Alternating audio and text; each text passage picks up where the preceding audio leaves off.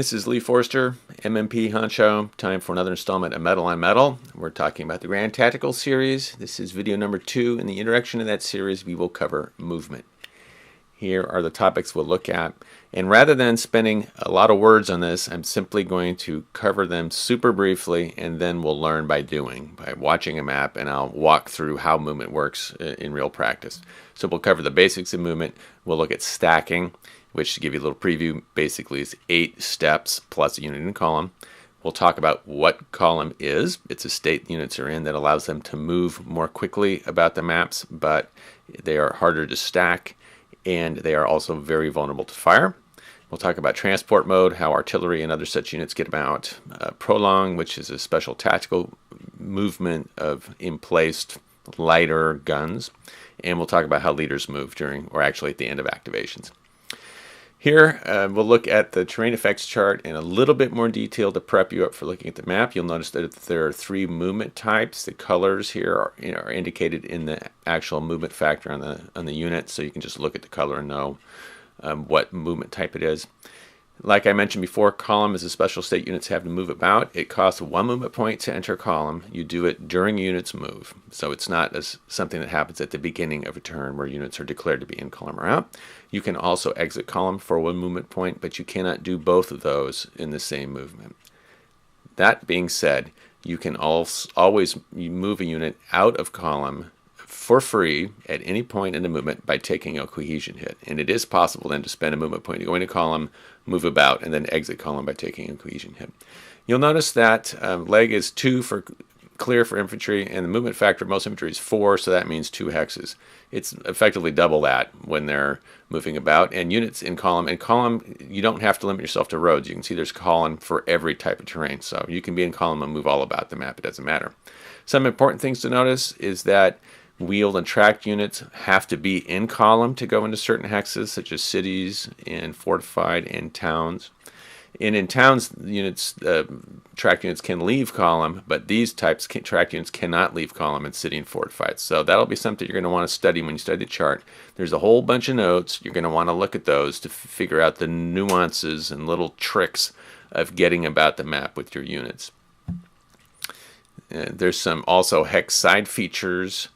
Important here is that ridges, if you look, they block all movement for wheeled and tracked unless they're on a road naturally. So that these ridges are going to form sort of barriers to your armored and wheeled units where the roads become extremely important. And finally, there's one whole section. There's a couple of cards of these things in your game detailing the effects of roads. Essentially, if you have to be in column to use the roads, and they're half a movement point in column, and otherwise it's whatever's in the terrain. There are some tricks here to sunken roads. I'm not going to go over that. You can study your rules for that. And rubble deletes roads, or it negates roads in a hex, which can be important as well. So I recommend when you pull this game out, study the chart here pretty well so you can learn the ins and outs of how some of this stuff works. Let's now take a look at an example. Alright, I've got a setup from a game I was in. This is about 1,500 or so on the first day. And we're going to look at an activation of the 8th Brigade for the 50th Division. So let's go ahead and say they're up. We're going to activate all these units. And they are here in yellow. We will remember from our last episode that in addition to that units of that formation, you look at your leader for that formation. Let's see how we can find him over here. Let's magnify the map a bit. And we can look at his leadership rating, which is a 6, and he can activate 6 independent units. So let's just pull up the command range using the vassal module. So let's activate 6 units, 6 white stripe units, plus any black stripe. So these are black stripe units. They get to activate for free. They're within range, and they don't cost him any of his leadership rating. And then let's pick 6 units. Let's pick up this engineer. Let's pick up this this is a tank destroyer. And we'll activate this guy. And how about looking about, here's an artillery unit we can activate. About moving about, here is some infantry it looks like, so let's activate them. Now I'm doing this mainly to show you how to move things about. It's probably not what I would do if I were playing this for real. Let's see if there's somebody else we want. How about this mortar here? So we're going to activate those 6 additional units and then get rid of the command range. Let's see how things move about. First of all, we talked about opportunity fire. These 2 units here, they're Waffennista. They have a range of 3. And so they can trace a line of fire here. So the hexes within 3 are in fire zones from these units. So if these were to move, if I were to move him to there, that will give him a shot, since he can trace a line of sight, and it would give him a shot. So we don't really want to do that. If I wanted to, I could charge him into here like this and see if he survives opportunity fire, and then now these guys have enemy unit adjacent, so their fire zone is reduced to 1, and then I can move about freely. So let's just say he does that, and let's just say that they miss their opportunity fire shots and he's okay. This unit here, if he wants to move this way, he can. He's already in column. That will present him, though, with an opportunity fire to this unit. So what I would probably do with him is assault that, so I'll just leave him be. Now, let's actually move somebody we have here. Here we have this tank destroyer. The tank destroyer wants to get over to this area here. How can you do that? Well, the best way is probably to move in column. I'm going to hide units that are invisible. And, well, let's see. This is all clear terrain, so he could move in normal mode. One thing about forest is that tanks can't, armored units can't enter there unless it's on a road. So I could leave him in his normal mode and move about here, but a tank can't enter this terrain because that's town, nor can it enter this sunken road unless it's in column. So if I want to get him over here, I'm probably going to have to change him to column. I can only get him to there otherwise. So let's change him to column and try moving him. I'm going to use this to move into column. That costs 1 movement point. Of his 15, there's 14 left. Ideally, I would love to move along this road, but I can't because it is occupied by units that are in column, and there can only be 1 unit in column in a hex, and you can't exceed that by moving through it. So he is blocked for moving through these hexes.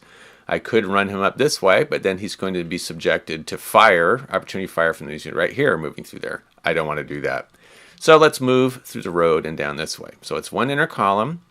If we look at the terrain effects chart, if you've got one near you, it's 1 movement point for an armored. You can see it's a tracked unit, the red movement factor, to enter. So that's going to be 1 movement point to enter open. That's 2. It's a half a point for road, 2.5, 3.5, 4.5, 5.5. Now I can go through this unit, no problem. Stacking limit is 8, and that's actually not a hard limit. If you go above it, whenever anybody leaves it, they take a cohesion hit. So that's 6, 7, 8, 9. And now we can use this road here. I think I had a half in there somewhere, right? So we go back to the very beginning. That's 1 to enter column, 2, 2.5, 3.5, 4.5, 5.5, 6.5, 7.5, 8.5, 9.5, 10.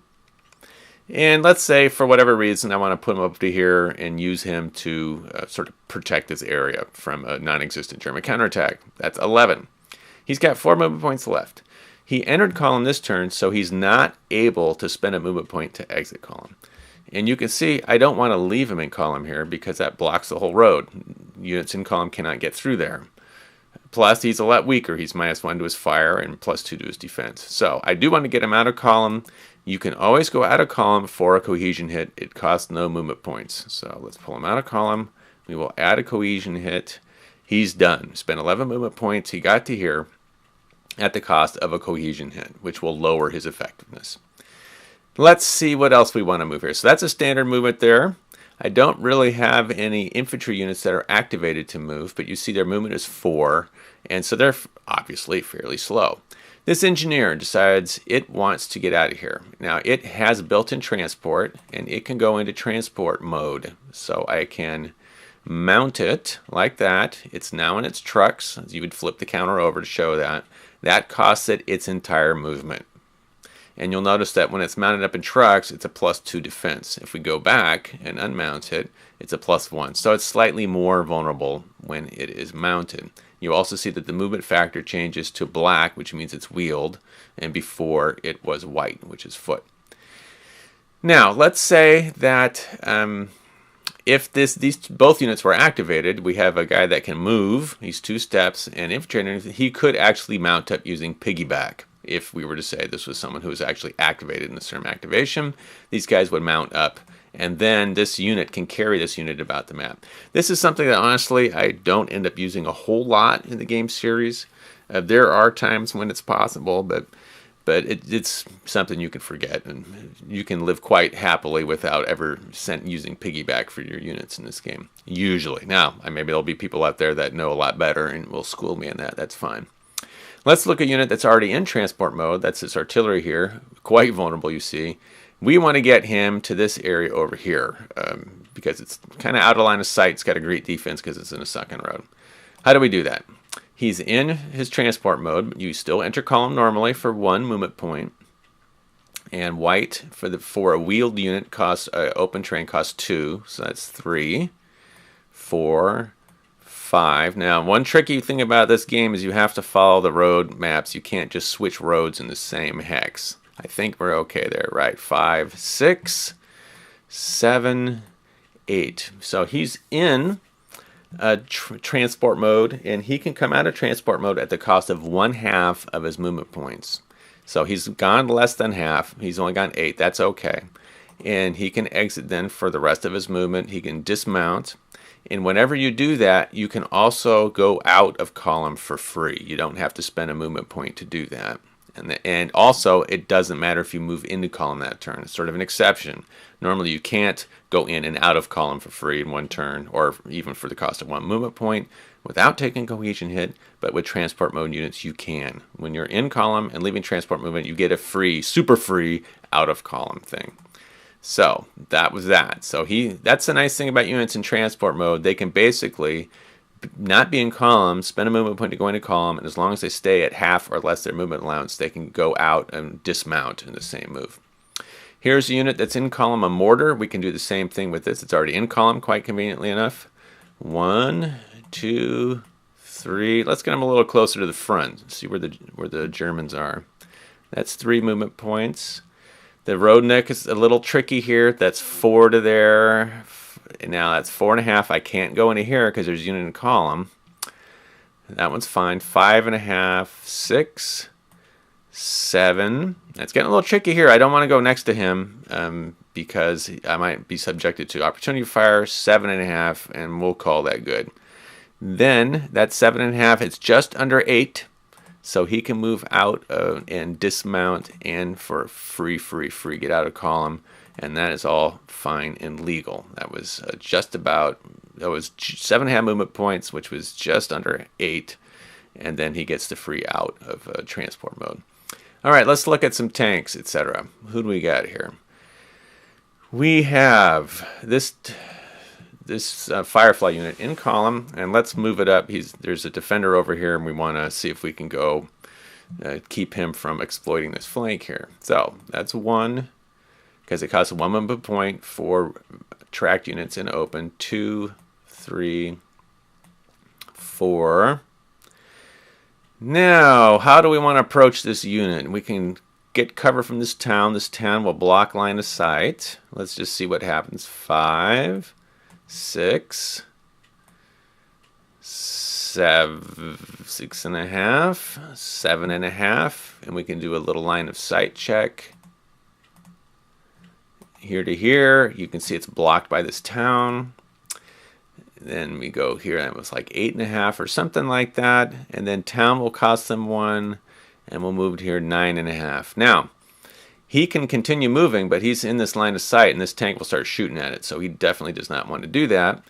He could switch out of column for a movement point because he began the turn in column. So for a movement point, you can go out of column, no problem. But changing to column at the cost of a movement point in someone's fire zone gives them an opportunity fire trigger. And he really doesn't want to do that. This is a hard-hitting unit. He doesn't want to take any damage. So instead, he will go out of column for free at the cost of a cohesion hit. Now this unit has some Overwatch capability on this in case this unit tries to move about.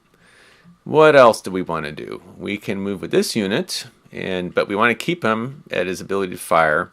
So let's just leave him. We'll not move him in a column. So that's going to cost 2 for every hex of open.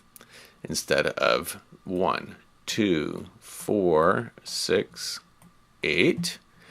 This ridge is blocking his line of sight to here. If we use our line of sight tool, you can see that yellow line where it's blocked.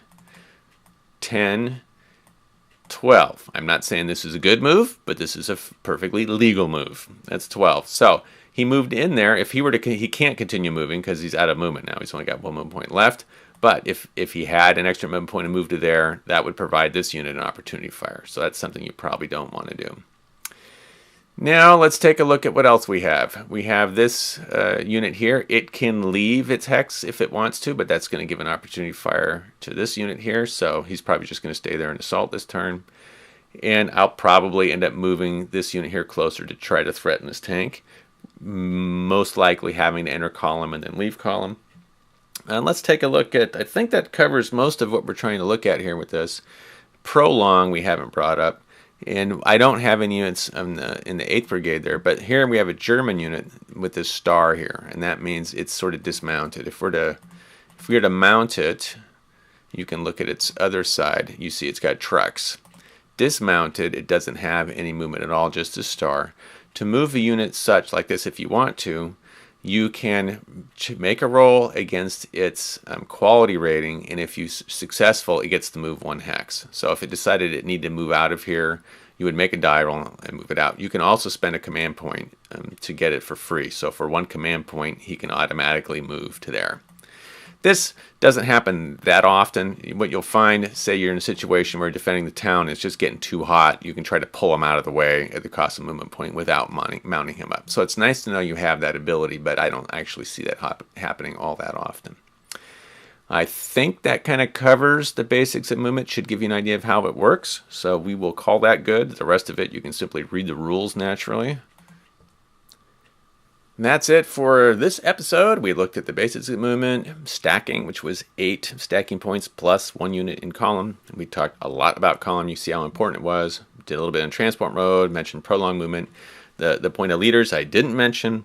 Simply at the end of an activation, when you're all finished, you can move any leaders of that formation anywhere they want, as long as they end up stacked with a unit of their formation or an independent unit of the same division.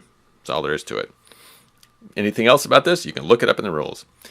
Next up will be fire combat, the thing you've been waiting for.